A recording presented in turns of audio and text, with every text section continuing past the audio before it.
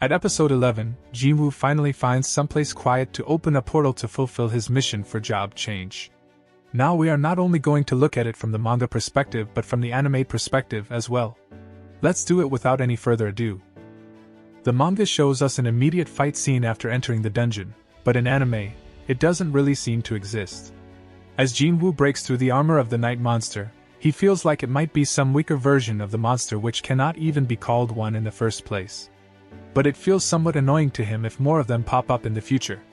Soon enough, he gets a warning, saying that he cannot leave the dungeon until he fully clears it, and he won't be able to use any potion and the shop as his abilities are restricted.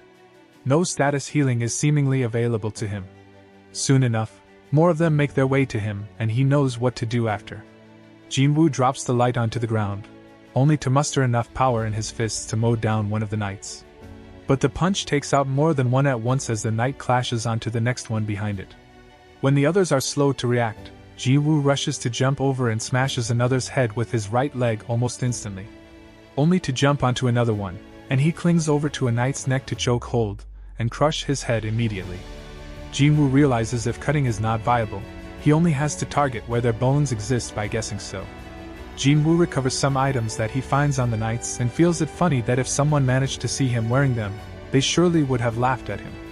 Before he could manage to hold his breath, one of the stealth enemies came close to him to deal with him. But Jinwoo manages to push the sword straight into his neck, realizing that this dungeon has more surprises for him. They can even use stealth. Suddenly, a magician monster appears without notice and they are even using blaze magic instead of anything else. Jinwoo relates it with a balance of Jo Gyuhwan, and he is somewhat surprised as if he is replaying the past event. Just when he thinks of closing his eyes for a while to lower his fatigue, he gets an arrow thrown in his direction only for him to catch it with his bare hand. The band of enemies that appeared are not about to let him rest in peace. After finding some more stuff on the enemies, he feels like he must have leveled up enough and finally comes in front of the skill of the boss behind this door. As soon as he pushes the door, the chilliness of eternity hovers above him. In front of him, there is a king's throne room, and a red shining knight appears, carrying an unwavering aura around him. Blood-red Commander Igris. And the name is written in a dark red counterpart, and this is the sole knight who protects the empty throne. Before Jinwoo is able to prepare himself, Igris comes running at him with his sword only to swing it horizontally to cut him in half. As soon as the hit lands on the pillar, it manages to cut as if it was nothing but fragile like a tree branch. Not even his blade seems to work on the knight, let alone penetrate it.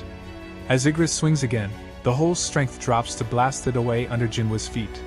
Jinwoo quickly realizes something from the undaunting attacks. The knight is not slowed in any way by wearing his armor, even though the armor's speed reduction is only applied when the strength is below 80. Realizing that his knife is not about to do anything, he decides to go without weapons, knowing it will be useless to use it even if it doesn't work at all. Since he doesn't have something against the knight, he decides to get into a fist fight on his own accord. Throwing hands is the only option available to him, but it is surprising that the knight decides to do the same. He immediately drops his weapon to show respect to his opponent, and unequips all the other things at the same time. Jinwoo didn't expect his opponent to do something like this, reminds him of the fact that chivalry is not dead yet. It sounds ironic coming from him at this point, or his opponent might not be taking him seriously at all. But what comes next is even more unexpected. One uncanny, surprising strike coming from Igris manages to blow Jinwoo away almost instantly, as if his breath has been taken away in a split second. He crashes into the wall behind him, but Igris doesn't want him to rest. He punches straight into Jinwoo's hands as he is trying to protect himself from the damage. Jinwoo believes that there is no way he is coming out of it alive if something like this keeps happening over and over again. The guy doesn't even need a sword to smash him like a potato. Assuming speed is the right weapon in this fight, Jinwoo activates his skill only to realize that he is losing more health points without any limitations. The more he tries to attack him, the quicker Igris deflects all of his attacks only to push Jinwoo further. But since his health has dropped below 30%, his buff begins to work on him and the damage reduction starts to work, as it will be reduced by 50%. As soon as he manages to land a huge heel kick on Igris's neck, he believes that his unwavering strength is coming back and tries to make it work. But the powered-off Igris soon wakes up once again and starts to smash the heck out of his lousy opponent. He starts to smash Jinwoo so badly that he doesn't even have a chance to fight back or defend himself. Igris throws Jinwoo on the wall, and after being thrown like a smashed bee, Jinwoo manages to somehow land on the empty throne while coughing blood, only to laugh like a maniac who doesn't have his senses straight. Igris doesn't seem to take any break. As he makes his way in front of unsuspecting Jinwoo, who is busy taking his breath, he calls in his sword like a boomerang. As soon as it arrives, Igris uses it to cut off Jinwoo in half for ruining the image of the sacred throne. Is Jinwoo dead? No. That's what he said. Jinwoo uses his B-class gauntlet to catch the sword in his hand, knowing that he didn't come this far only to lose to someone who doesn't even have senses in the first place. Jinwoo knows what will actually hurt the knight. He quickly summons his hidden knife and decides to push it into the knight's eyes, which begins to gush out a good amount of mana out of his body to lighten the whole place. Noticing that Igris is unable to do anything, Jinwoo holds his breath only to run forward and get Igris in a spear hold with both of his hands to push him further. He runs like hell only to crash down on the walls. Don't feel hurt now, you have been doing the same thing to Jinwoo this whole time, you armored asshole. Igris doesn't take the hit well, and he gushes out the knife that has been poking his eyeballs, if they even exist the whole time. At this moment, Jinwoo's brain reminds him of something amazing. He realizes that the dagger only works with the owner, and it won't be able to be of use to anybody else. Assuming that he can be able to take back his stolen dagger, as soon as Igris tries to hit him with it, Jinwoo calls it in his hand only to muster all his strength to push it through the knight's neck almost immediately. But our guy is not done, and as soon as he notices that the strike is shallow, he thinks of gushing out more blood out of his enemy. Activating his vital strike, Jinwoo pushes the knife even more into the knight's throat multiple times, which finally extinguishes the life inside of Igris slowly but steadily. The whole body of armor drops down and crashes on the ground, leaving residues of blood all over its body while the feathers of the helmet are steadily flying like some kind of flag, resonating its master's defeat. After waiting for a bit of time, Jinwoo gets the alarm saying that he has finally conquered the blood-red commander Igris, leading him to level up from there. But it is hard to believe that he has finally won, and he is worn out. Even after all this, Jinwoo thinks that it must be nothing more than sheer luck that has helped him win this fight.